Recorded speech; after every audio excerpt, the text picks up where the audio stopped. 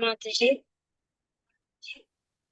हम माता जी के चरणों पर नतमस्तक होकर प्रणाम करेंगे और वंदन।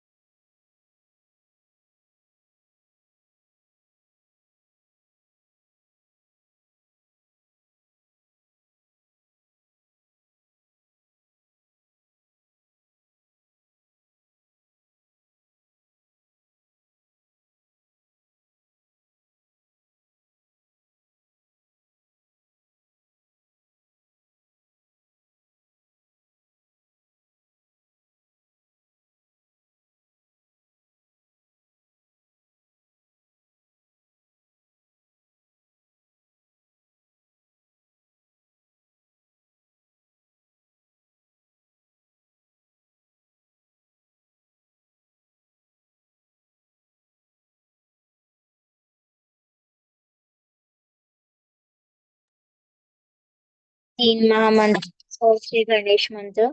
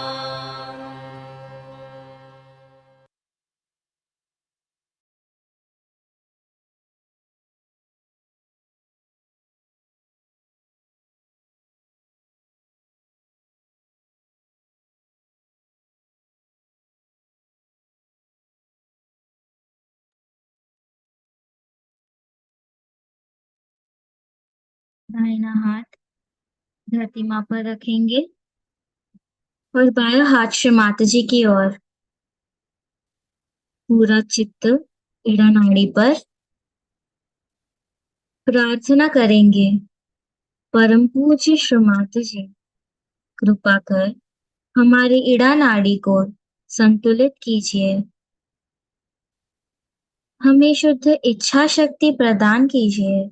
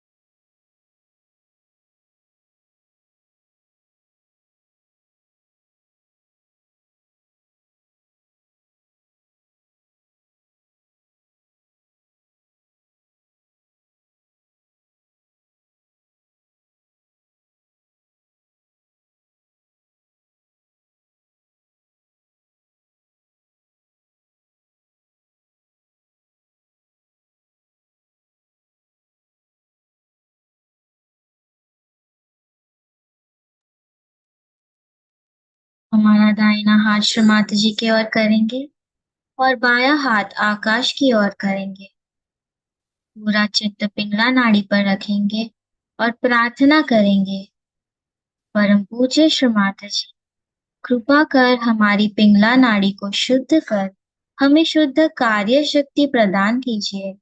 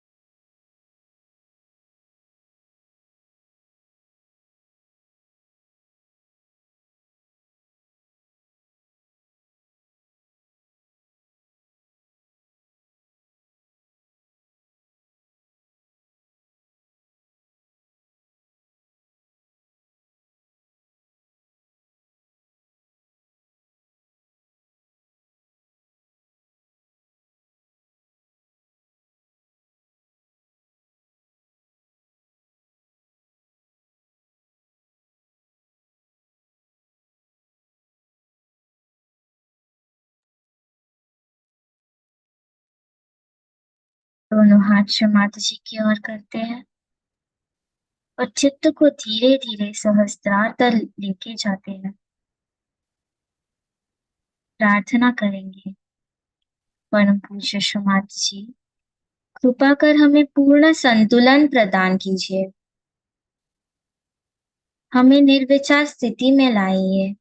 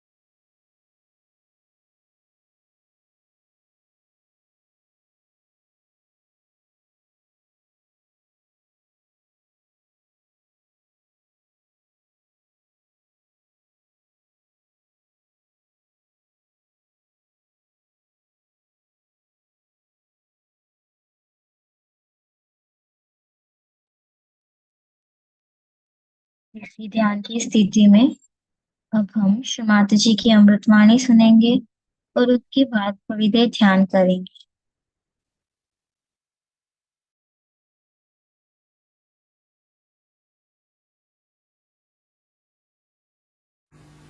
Now supposing there are people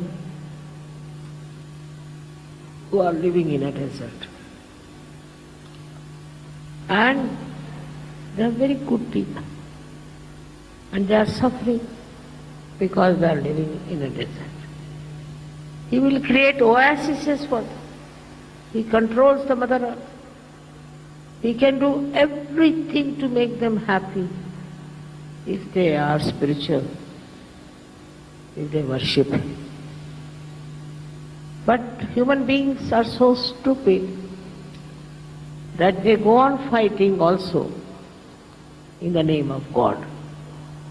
Like in the south we have two types of people. One who worship Shiva, another who worship Vishnu. Can you imagine? Vishnu used to worship Shiva. Nobody is higher, nobody is lower. It's so important. Everything is so important. But they used to fight on this point.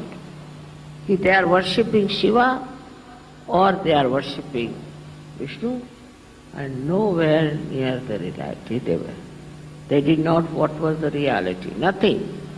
Just fighting, fighting, fighting. In the name of God, those who fight, Shiva comes on them and his trident hits them. You are not to fight in the name of God, but you have to love and understand. So this fighting in the name of God is a nonsense. Not only that, but is very, very dangerous. All such people who will do that will be destroyed. It is self-destructive. Such people will be destroyed completely. So, you should understand that in the name of God you have to love. You have to understand. You need not tolerate nonsense, it's different. But you have to love people, spread your love.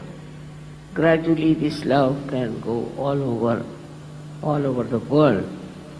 And then the vision of mine I can see working out.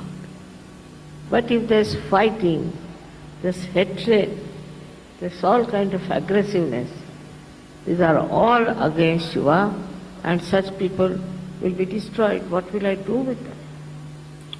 What can I do if they are destroyed? If they are very money-oriented, materialistic people, they are not loving them. They love you only for money. All such people will be destroyed. No doubt. One should be not only humble, but should be extremely loving.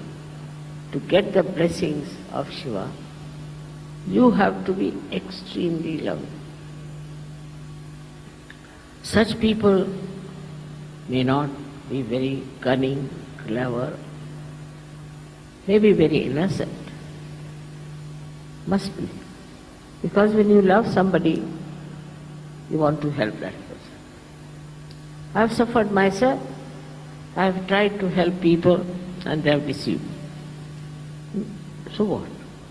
That's their nature and they are destroyed. What can I do? I didn't ask them that you deceive me, but they deceived me. I don't know why. And I've been very kind and nice, still they deceive me.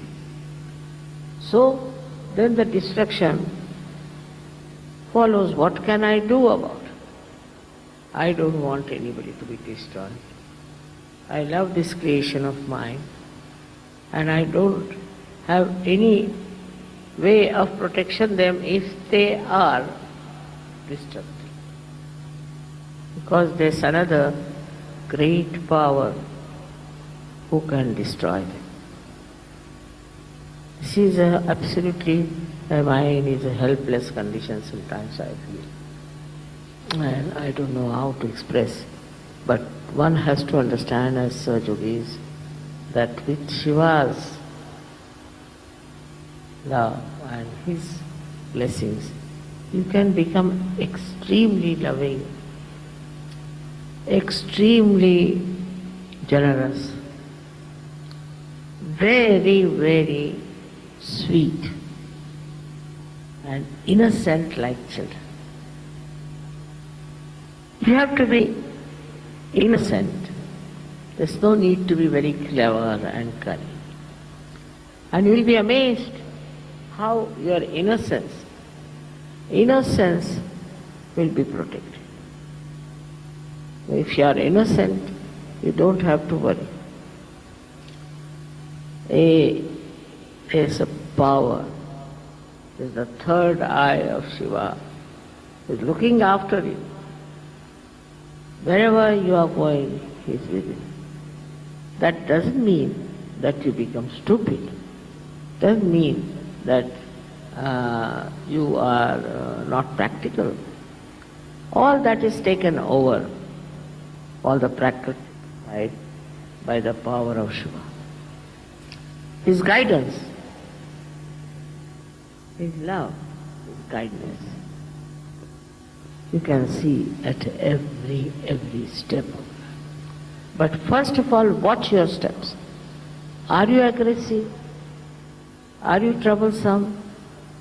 Do you say harsh things to others? Or are you humble? Are you gentle? And if you are kind, He is very much pleased with you. In the nature, it is His rule that works. And they are so systematic. They live with understanding of each other. For example, if you go in the jungle and it is absolutely quiet, don't hear even the birds twittering, then you should know there's a tiger sitting somewhere. Because he's the king. They know they have to obey, and when the king is there, his protocol is there. They know automatically what is the protocol of the king. Nobody would be even moving if he's there.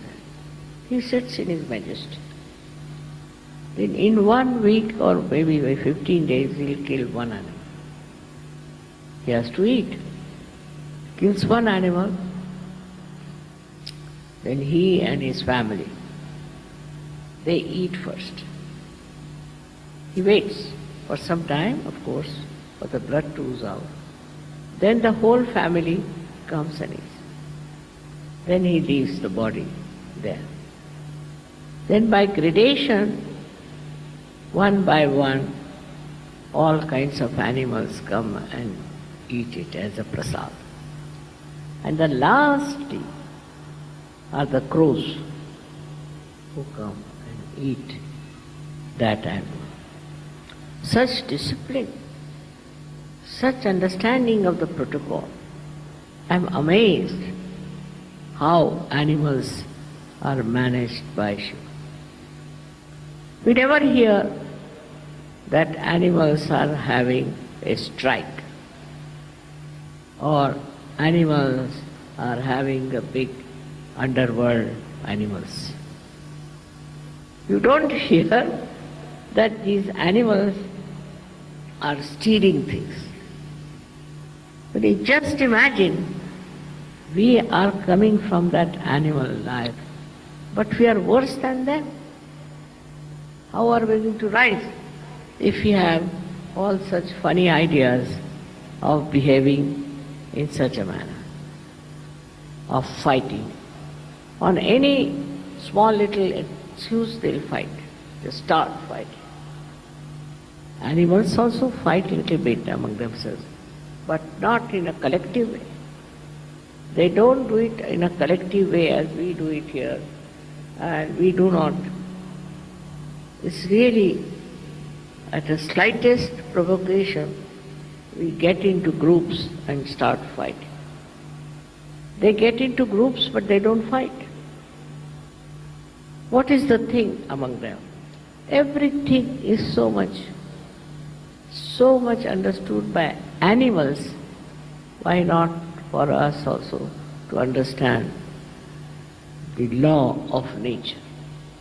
It is Mahadeva who manages that all the nature's law are to be obeyed.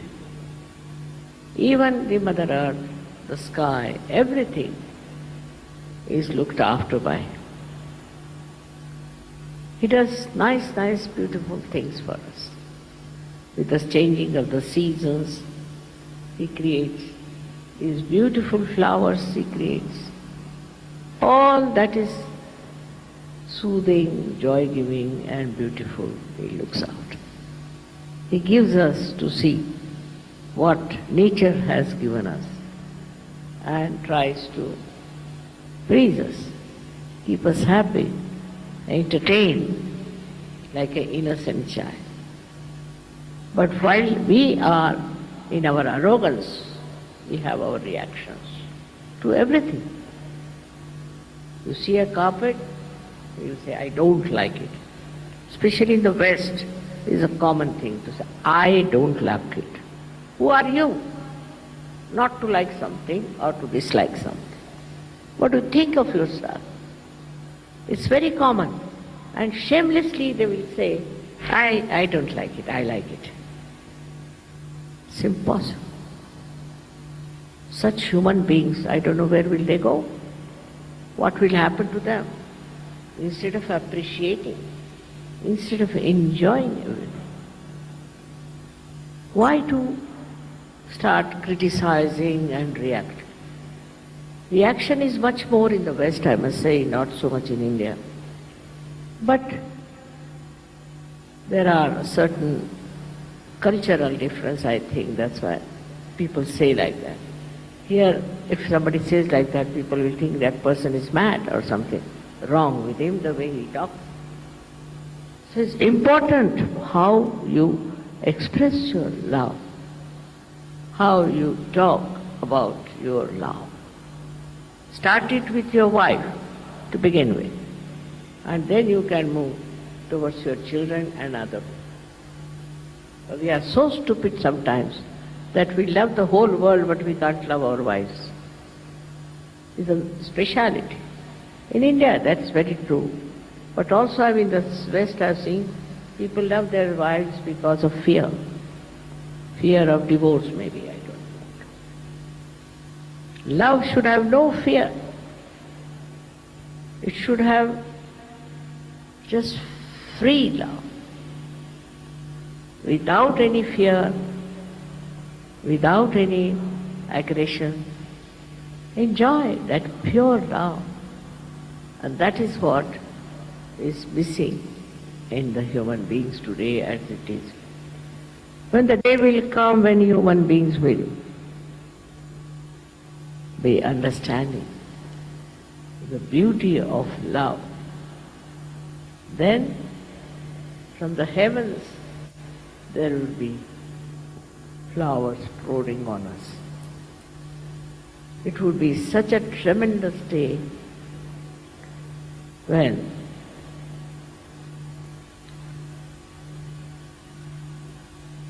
Mahadeva will be able to close his third eye and would be peaceful in his heart. It's my vision.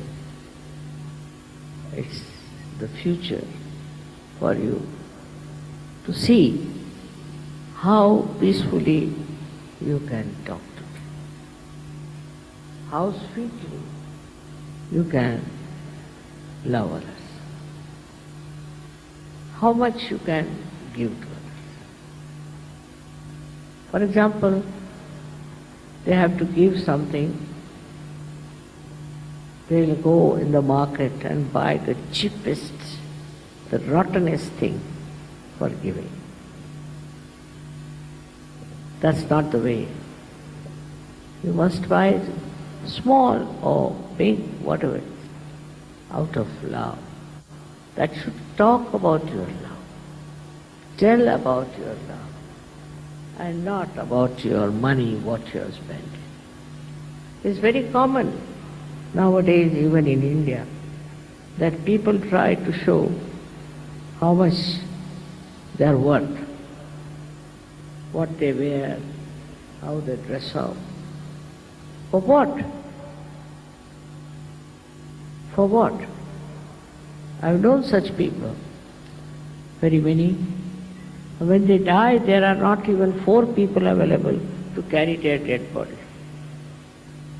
When they live, they think no one of themselves. That time, you should see how many people there are to love that person, to care for that person. Maybe it is his upbringing, maybe that he had never known love, anything you may blame. But for a Sahaja, it is important to learn that love is your life, love is spirituality, and love without expectations. to do something. Some people are, I know, very good at helping poor people, this, that. But behind that is the power that they think, oh, we are great, we are doing this work, that work, just to satisfy their power, not their love. So when you are working, you have to know that it's just to satisfy your spirit, just to satisfy your love, that you are doing, not for any name or for any kind of a position.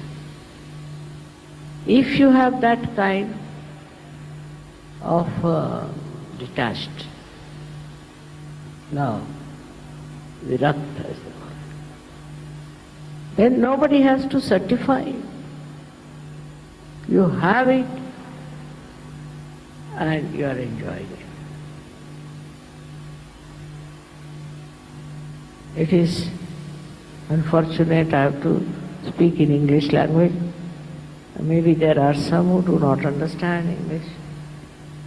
But nowadays the English have become dominating. What to do? You have to speak only in English language and can't use any other language. But one has to speak a language. See animals. See if you have a horse, if you have a dog. All these animals, they understand your love. How they stick to you, how they express their love. They're very sweet. And this we have to learn from them now, I think. Otherwise, I don't know how to make them understand the value of love. It is not that the way people are criticizing, that we are not practical, that we have not achieved much money or power or something. That's not important. Because there are many like that selling in the market. But we are different.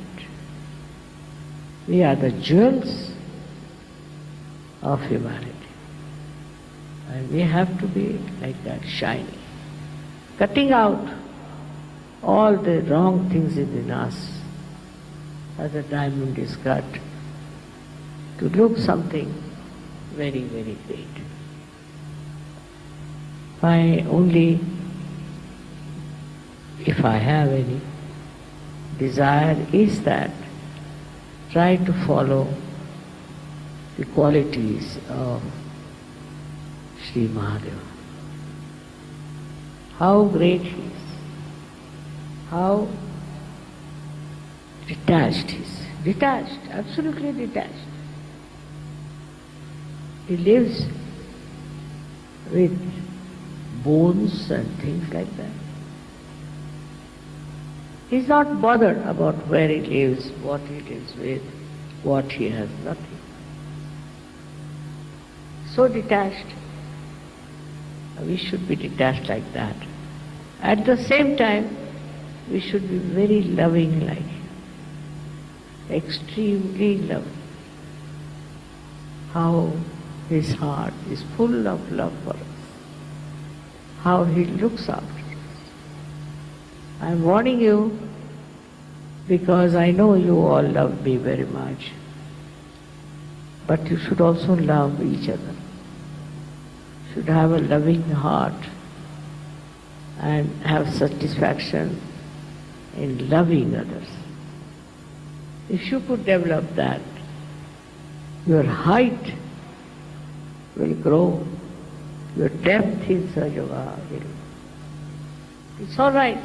The goddess gives you the Shraddha, all right. But the depth in Shraddha, in Sanskrit or in Hindi or Marathi, I don't know. what you call, but in Marathi they call it dhyas. Just deep into that love, drenched into that love, enjoying that love, then you don't want anything. What do you want? You got everything. So what do you want now? Just like the greatness of Sri Mahadeva is so great that he is detached. What does he want? I mean, nothing is greater than him. Nothing is more important than him. Then what does he want? He doesn't want anything. That's why he's detached. This detachment you have to develop. But at the same time, he is the Lord of all the arts, of the music, of the rhythm. The other day you saw these boys were playing the rhythm. The whole rhythm of everything he creates. The rhythmic life that we have, we are not yet aware of it. See, a child is born exactly after 9 months, so many days. Who keeps this rhythm? Then we get, say, certain flowers at such and such time. Then we get in the nature all kinds of these seasons. Who keeps the rhythm? He's the one who is nothing but rhythm. And that rhythm is kept up. In the nature, in everything, there's a rhythm. And a rhythmic person is the one who has a very large heart. It's like an ocean. You get just that rhythm disturbed immediately if you find somebody is being very cruel, very bad and all that. But in a smooth, beautiful, peaceful lake, there is no ripple at all. It's just love. And then at that time, if the rhythm, the silent rhythm of that heart is broken, then Shiva takes charge. So, one has to have a complete sense of the rhythm of time, rhythm of nature, rhythm of everything. People don't know even the names of the flowers. They don't know what these flowers are, what time they come up. They have no idea what is the rhythm of their living. Nobody's bothered. All over, if you see, there is seasons and things. It's all the rhythm. Like he's playing a big tabla or a pakwaj on which he plays all the beautiful tunes of all the seasons. And that's how the nature flourishes and comes up and then subsides. We do not see that point. We just are bothered about us. Like we'll ask, how are you? Mother, I've got a headache, I've got a stomach trouble, I have another trouble, everything is there. But another one would say, I'm all right. So what's the matter? Put the world right, Mama. Mother, why don't you put the world right? He's worried about others, not about himself. And in that understanding of what one should do, to make this world happy, beautiful, for that one has to really work hard, so-called. And in that working, one thinks, isn't it our duty to make this world beautiful? Isn't it our job to make this world rhythmic, rhyming with the spirit? It's our duty. We have to do it. Not only taking Sahaja Yoga for yourself, but for others. It's not you are all the time worried about yourself, but you are worried about others. What's happening in the world? That is love. That love is spontaneous. And when it works wonders.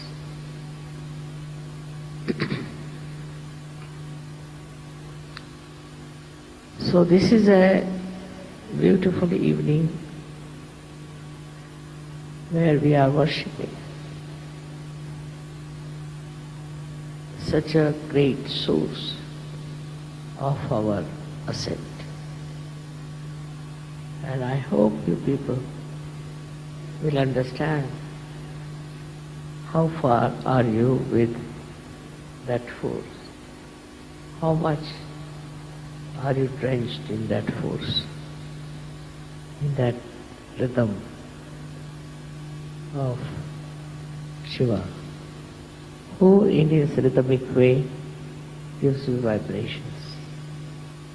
Vibrations flow in a wavy way, and that wave should engulf you completely, and you should be lost in that. Your I-ness should be dissolved in that. This is I bless you. Thank you.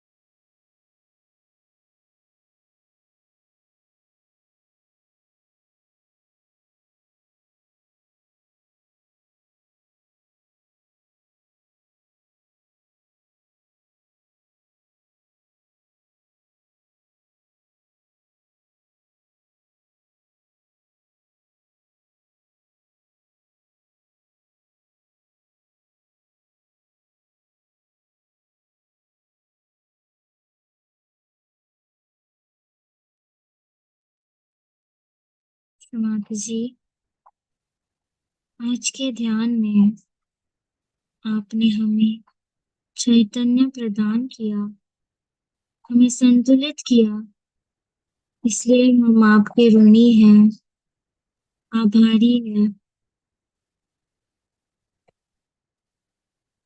Thank you माता जी।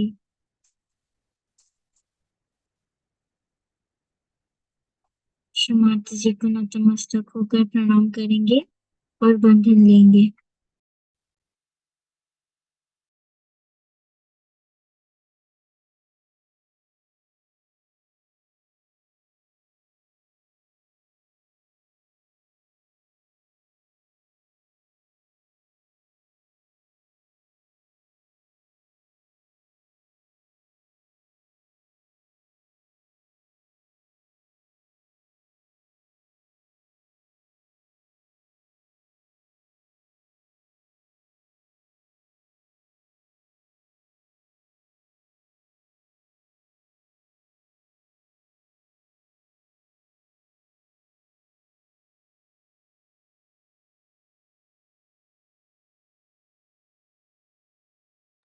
जय श्री माता जी।